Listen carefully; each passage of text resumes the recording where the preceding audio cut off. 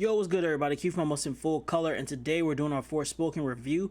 I'm going to try to condense the review down just a little bit so I can tackle some things you may have seen on the internet pertaining to this game and some negative points to it, and I just want to give a little bit more expose on that. But without further ado, let's get to it. So, we start off as a young character, Frey, who's an orphan living in New York, and she's very smart, intelligent girl, but just decides to get in with the wrong crowds, which normally leads her into trouble.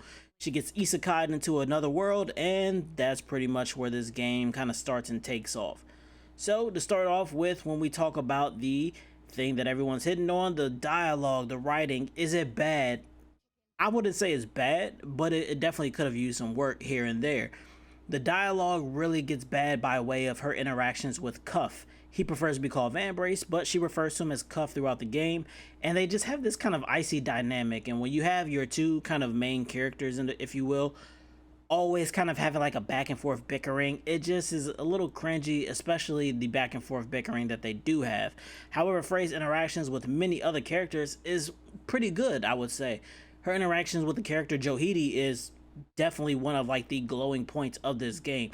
And we always say it, but when you have something like that, Frey and Johidi just back and forth, and it sounds natural, it sounds wonderful even, it just makes those other interactions stand out all the more. It's not bad writing and bad dialogue all the way through, no. So I would say the writing is about 50% serviceable, good, fine.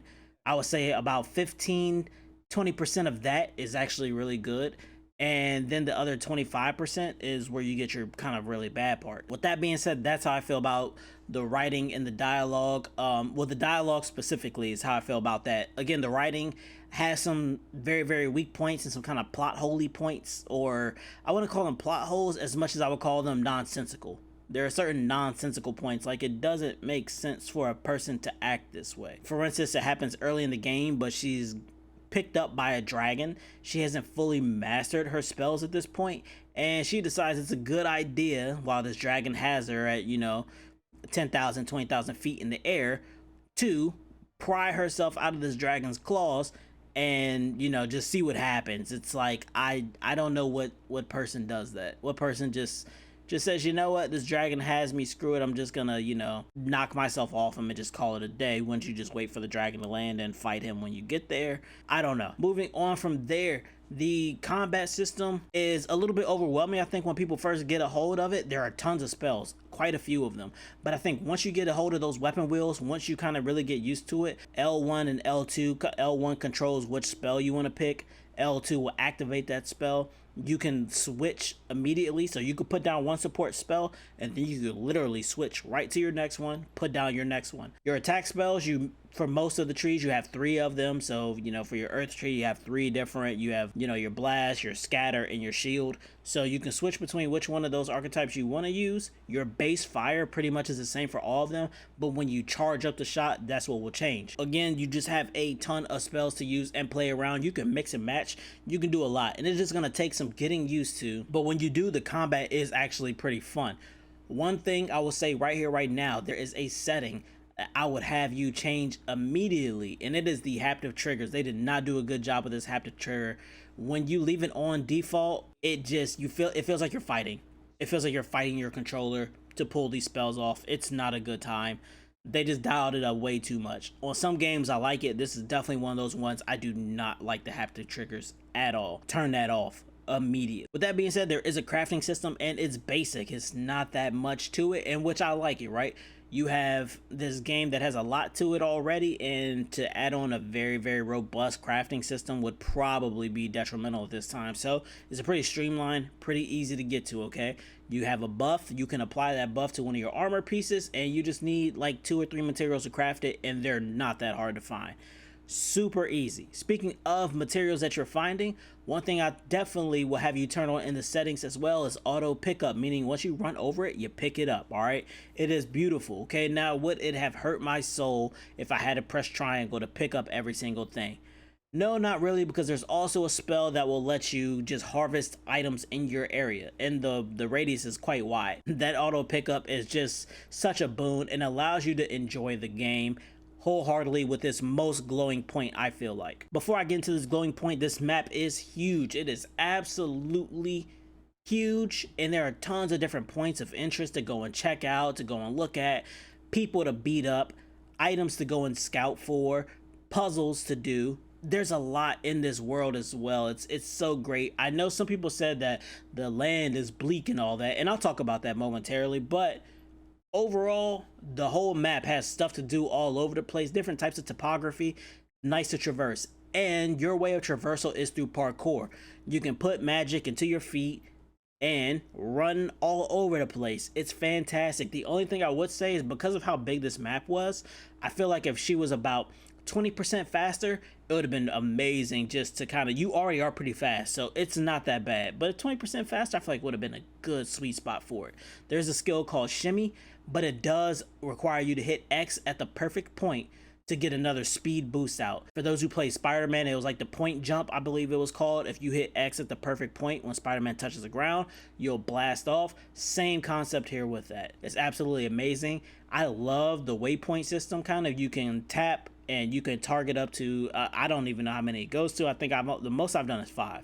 So I normally would just pick 5 points. You know, I want to go here first, there first, there first, and you can kind of map it out to how you want to do things, right? It is absolutely amazing. With this map being so big, one thing that I'm very glad that exists is a fast travel system, number 1. But number 2, we saw in Miles Morales how great a fast travel system can be, and they definitely nailed it here.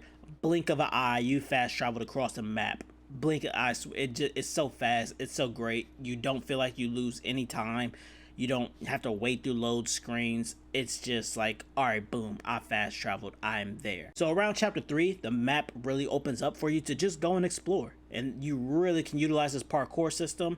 Again, it feels great. It's a wonderful traversal system. So if you're really into big open world maps, chapter 3, where it kind of opens up for you, chapter 6, you get some new tools in your toolkit and you really get to go and have a blast. And further on, you'll get more and more tools to that toolkit to let you explore, and it just feels good. Honestly, your baseline parkour, and then they just keep giving you stuff to add on, and it feels very good. I love that system. It's amazing. All in all, this is a really good game, and actually right now Amazon has it marked down $10. That's definitely a good price and not paying full price already. Will it go down even more because of the negative PR that it's getting? Probably so. I think full price, I am not upset I paid full price for it, even though it's already down $10 right now. All right, so some of the things that you've seen, again, the dialogue is horrible. No, the dialogue is not horrible all the way through. Okay, there are moments, yes, that are really bad. However, you do have to realize that this is a person from New York who is an orphan. Now, are her curse word sliders turned up all the way? You betcha.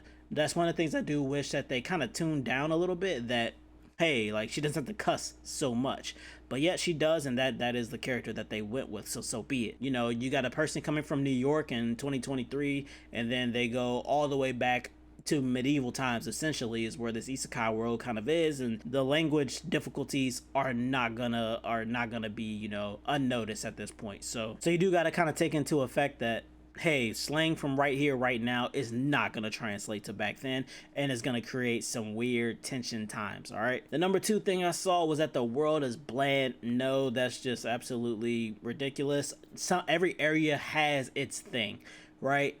And given a story element, parts of the area should be kind of depressing. This isn't a feel-good, happy, campy story, all right? For anyone looking to buy this game, it's not a happy story. It's more on the serious tone. So if you're looking for something happy, fun-filled, this is not it, I assure you. Another thing that I saw, which was the combat is overwhelming. Yeah, I mean, like I said, there are a lot of different trees and skills and stuff like that. So yeah, I can understand how the combat is a little overwhelming, but I think it's just something that you adapt to. Once you adapt to this combat system, I'm sure that you'll be fine. You'll have your favorite spells. One thing I do wish is that they had a loadout type of thing to where you can kind of put all your favorite spells and skills into one setup.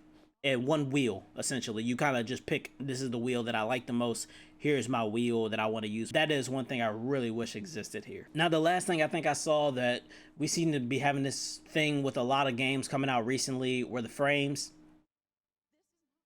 I played this on performance mode. I kind of started with that quality and ray tracing, and then I switched over to performance. I feel like performance gave me kind of the best value. However, if you do have a TV that supports HDMI 2.1. It has a 120 hertz. I believe they say the ray tracing and the quality mode are very good because you get a stable 40 frames per second, and you kind of get that buff to the image quality. So with that being said, they said at performance mode you drop some frames. I noticed it here and there. It wasn't anything, again, groundbreaking or like, oh my god, this game is so terrible.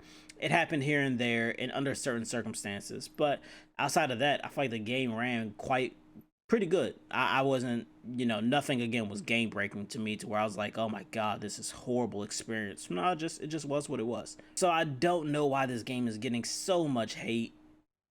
I understand why people may be turned off by it. Again, Frey is a very, very cuss word oriented character.